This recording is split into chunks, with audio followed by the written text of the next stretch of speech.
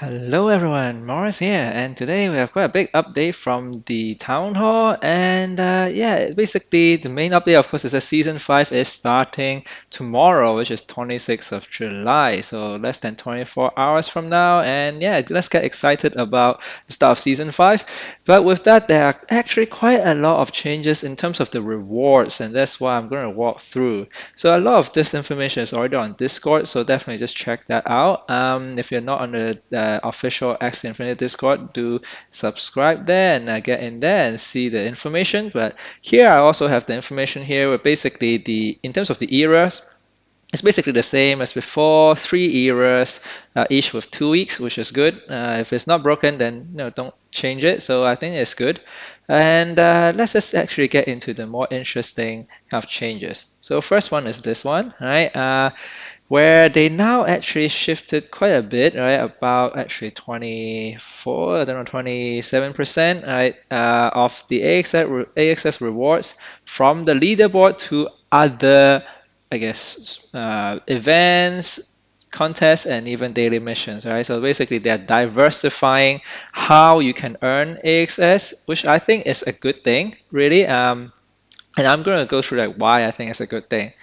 So first of all, it's a quite a big change. Right? I mean, definitely check out my blog post, and of course, just go onto the Discord, the Axie Infinite Discord, to actually look at this data, and you will see how Season 4 changes with Season 5, right? The gist of it is basically that, of course, everyone kind of gets slashed about 25%, 24%, right? So definitely, assuming it's basically a quarter of the earnings is effectively slashed. You can think about it that way. Um, but then you do get some rewards back from the other activities that you do. Okay, so of course this will affect I would say the top player most, just because in terms of absolute value, they definitely lose out a lot more. Just because then the other rewards, right, is basically distributed to other players, right? Especially the last one here, weekly missions, right? Basically everybody gets it if you complete the mission. So uh, of course, then that just means that this change definitely affects different people differently. Okay, so let's just talk about the daily missions first. Actually, here's like the rewards from the daily missions, and if you complete the milestones, of course, mostly you get the badges and the honor medal, but a bit of SLP as well. All right, so that's quite good. But now they added this. I'm not sure what this E means actually. Yeah, I wasn't actually in the town halls because not the best time zone for me. But effectively, this just means a 50 MAXS, right? And each MAXS is basically 0.001 AXS, so you can think of this as 0.05 AXS per week. And effectively, that means if you do 6 weeks, right, because the season is 6 weeks, then you will get 0.3 AXS. Yeah, so 0.3 AXS is basically about, well, $2, maybe less than that. So, and that is for the whole season, and that's 6 weeks. So yeah, that's that, right? So, but then they basically distributed that to pretty much everyone. That basically plays every week and get to the milestone. So effectively, if you just play the game, and yeah, and of course win some games, right? Wherever level you're at, you will get this reward. So I think it's good for player retention, and also maybe just attract new players who just want to earn a very, very, very small amount. Sure, like it just feels good sometimes to just be able to you play the game for free. It's like a free to play player, but then you maybe earn like $1 per month or something.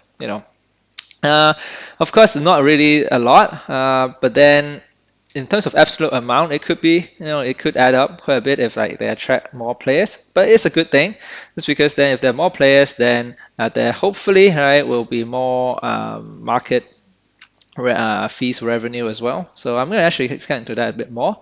But first of all, it's okay. So weekly mission, that's that, and then we don't know about the events and contests, but I think it could be good. But first of all, okay, a bit of disclaimer first, right? Is usually I rank about 500. So with this change, right, I actually lose maybe about 10 AXS for the whole season, which I think is quite significant just because before, let me just check, right? Before you get about like 40 AXS and now you get 30 AXS basically, right? If you are ranked about 500. Okay, so that's I would say significant, and it's well, we'll have to see how that changes. Just because I have no idea how much I'll earn from events and contests. Maybe if I really try very hard and earn a lot from it, then it could be good. But assuming that I don't really try that hard, let's say I just care more about the leaderboard and I don't care as much about these other contests, then it's very unlikely that I'll actually get to 10 AXS. So in that sense, it definitely will change player behavior in terms of how they play the game. And I think it's actually a good change. Okay, I'm going to go through why I think it's a good change. So first of all is that basically it diversifies what it means by like competitive in a game, right? Because when you say competitive, of course, it's just meaning, oh, you climb up the ladder, you earn the most, if you think about it that way. But like before this, the only way you can earn is really from just climbing the leaderboard, right? And competitive just means you are good at playing arena. Okay, but now, right, I mean, not everyone is like, a pro player, not everyone is very competitive in climbing leaderboard, but now it gives this particular change, right? Basically, it gives more ways in which players can enjoy the game. Let's say, okay, personally, I'm not a pro player. I don't really like climb the ladder that much. Okay, I climb, all right, but now if there are like more contests and more, like other ways in which I can earn more, maybe okay, I might get good at I won't say good at, but like I might pay more attention in just doing the events, doing the contests, right? Maybe the contest could be like just playing with a particular class of axes. Right? I remember there has been quite a lot of those events and contests with okay, about aqua axes, then you just play with like 3 aqua axes, you win, then you earn certain points, those kind of thing, right? I think it's good because then that gives players more ways in which you can enjoy the game, right? It's not just about okay optimizing for this particular meta, right? But then now, right, with the contests and stuff, then you can basically see different players can just opt to play the games differently. Okay, some might just okay focus on the contest, all right, just play for climbing on the so-called contest or events leaderboard as opposed to the arena leaderboard. So yeah, so I think it's definitely good that there are more ways in which you can enjoy the game. That's how I feel. Just because before that, like the contests and events, mostly it's all about just cosmetic and runes and charms boxes, which are good, right? But still, like having AXS reward definitely adds to it, right? It adds more incentive for players to enjoy and just like be able to actually, well, not be able to, but like actually has more incentive to compete and participate. Doesn't have to be compete, right? Just participate in the contests and events. So you get like a small AXS rewards for that. And I think well that will have quite a big impact on attracting players, I would feel, right? Because now I feel that a lot of players might not want to get into Axis is because oh right, you have to have a good team, and then if you don't climb on the leaderboard and you can't earn, then it's like it feels bad. But now that there are different ways in which you can earn, I think it definitely will attract more players who are like, okay, all right, I don't have to always just compete on the leaderboard. I can actually just maybe put more time on maybe just completing contests and stuff like that, right? So a lot of them is just about playing with it's not about winning games like per se in terms of like climbing a leaderboard, but maybe just about winning how many games, and then just keep playing. The more you play, the more you earn, more you climb, that kind of thing. So it definitely rewards different type of players, and it basically then that just means it will attract different type of players. So I think that's a good thing. Yeah, I think I already mentioned this, right? Say win with like 3 max or something, right, for a max contest. So with this kind of contest, and I hope that there will be different types, not just about class specific, but maybe different parts or different, maybe like a pure Axie kind of contest or something, right?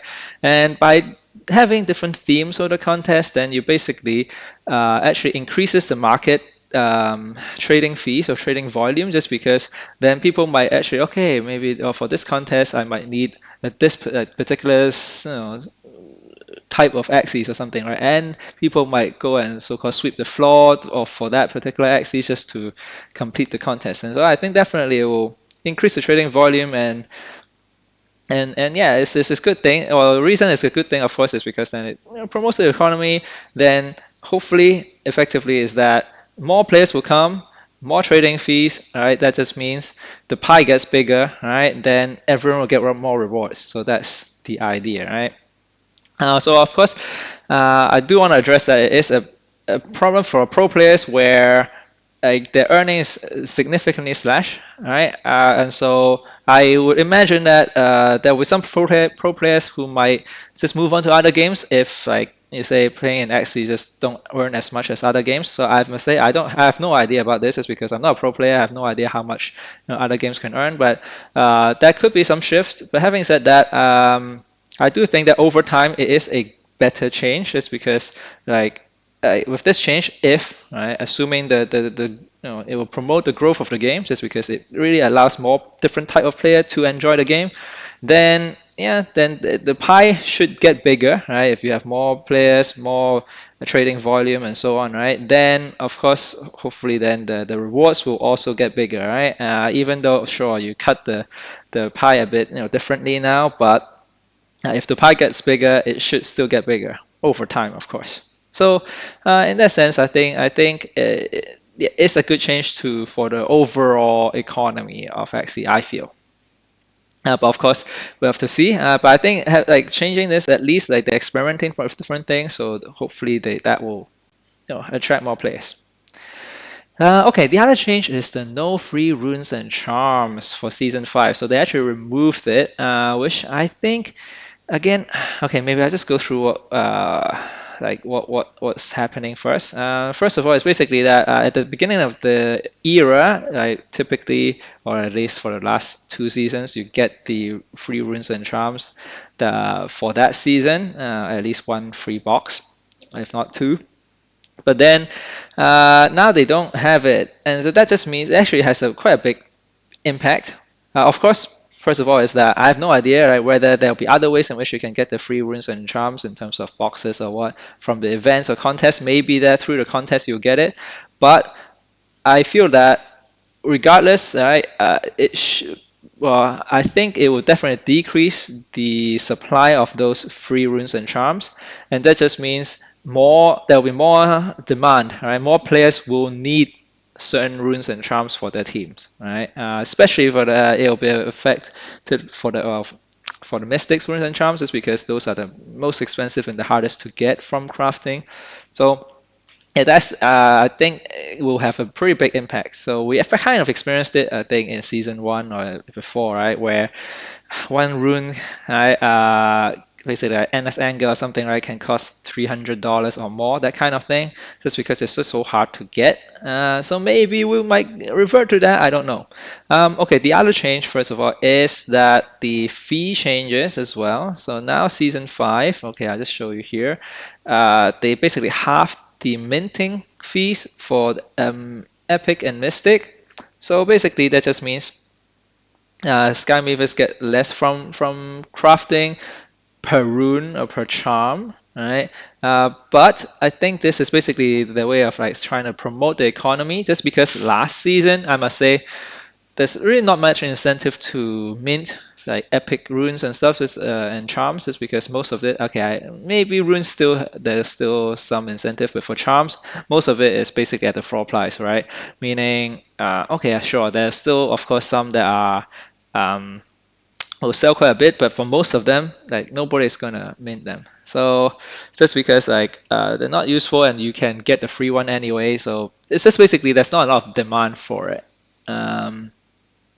And too much supply. So basically, I think they see that okay, there's just not a lot of demand just because people get the free runes and charms anyway for at least the key one, right? Then yeah, then why bother buying? So this is their way of kind of fixing this problem by basically decreasing the demand, so that then increasing the demand, right? Yeah, so then if you increase the demand, then the prices probably will go up just because everyone will need to get a certain runes and charms for their teams. So I'm pretty sure that Sky definitely like have done some sort of calculation, right? So that even if they halve this mint fee, they probably will still get at least the same, maybe even more kind of mint fee revenue from it, just because now that the demand is so much higher, more people will, well, the prices will go up, right, in terms of the runes and charms, and so more people will be incentivized to mint their charms and runes to sell, and that's basically what I would expect. And for a free-to-play player or like people who are more casual and don't want to pay $100 for a rune, then I think it might be safer to kind of assume that you just don't really get the free ones. I have no idea whether they will give out free ones through events or something, but if you don't really plan on getting into the events, if you're not really competing in the events and contests, then maybe it's safer to assume that you won't get the free mystic, and you might not want to pay that much for a mystic, and you might want to plan your teams accordingly. Just because I know a lot of people might just plan, oh, they will just get the free Endless Anger, then they get a beast, and then let's rely on the free Endless Anger or something, or we rely on the free Glorious Main. But that might not be the case now. It might be you have to pay quite a bit just to get the runes and charms, and so maybe you might want to think about like when you plan your teams. Of course, it is a bit sad that they only release it now, so maybe a lot of people have already planned their team according or assuming that they'll get the free runes and charms. And of course, at this point, we don't know whether there will be other ways in which we can get free runes and charms. So. Yeah, so it's just still too early to say what's going to happen at this point in terms of the economy of the runes and charms. Okay, so that is pretty much it. Yeah, so definitely get ready to enjoy a more diverse Origins experience, right? Hopefully with like competing with contests and events, earning AXS. So I think it will be definitely a good thing to not just every day grinding the arena, like using the same team. Right now, you might have more incentive to play different things depending on the contest and the events. And yeah, the other thing is maybe start theory crafting teams that you might want to play without the free runes and charms, especially for the Mystic, where you might not want to like pay a lot for Mystic runes and charms. Then maybe think about teams that might not rely on a Mystic rune, or at least less reliant on the Mystic runes. So I guess that's my advice, but of course nobody would know how that would go. Or I guess like Sky Maze would know, but like for us players, we probably just have to wait and see what will drop. Okay, so yeah, that's it. And okay, hope you're getting ready for season 5, and I'll see you in the next video.